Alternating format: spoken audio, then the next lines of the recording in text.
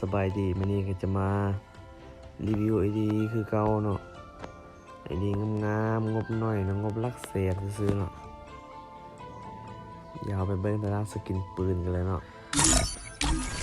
สำหรับสกินปืนก็จะมีประมาณนี้แล้วเนาะสายฟรีเนาะนี่เคสตัวนี้ให้นำเนาะสกาแล้วก็ตัวนี้เนาะว่ามาดสกินปืนก็บ่ค่อยมีปานใดเนาะว่าไอดีใส่ฟรีเนาะไอดีเนาะงบน้อยจะมีประมาณนี้แล้วก็ลูกทรงตัวนี้เลยเนาะทีเด็ดก็จะมีปลาช่องควงหิมะตัวนี้เนาะมัดบ่มีน้ำมันเนาะไอโวกอะพอมีให้อยู่อย่าไปเบิ่งด้านสุดกันเลย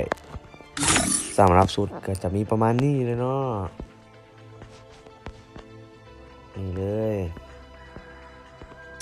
หน้ากากเสื้อส่งอีหยังกะพอมีลิ้นเลยเนาะทีเด็ดเกิดอย่างนี้เปิดตัวนึงเนาะมันเป็นสีตัวนึงเนาะสำหรับใครที่สนใจก็มีแต่ว่าทักเฟซเลยเนาะโบแก้วไสยศรเนาะโบยาว่านะแก้วไสยศรภาษาลาวเนาะแล้วก็เบอร์โทรก็ที่7833682เนาะแล้วก็จะทิ้งไว้ในกล่องคอมเมนต์ไว้เด้อสำหรับใครที่ว่าสนใจก็มีแต่ว่าทักมาเลยเดี๋ยวค่อยสปอยให้แบบราคางามๆเนาะไอดีส่งเฟซเนาะ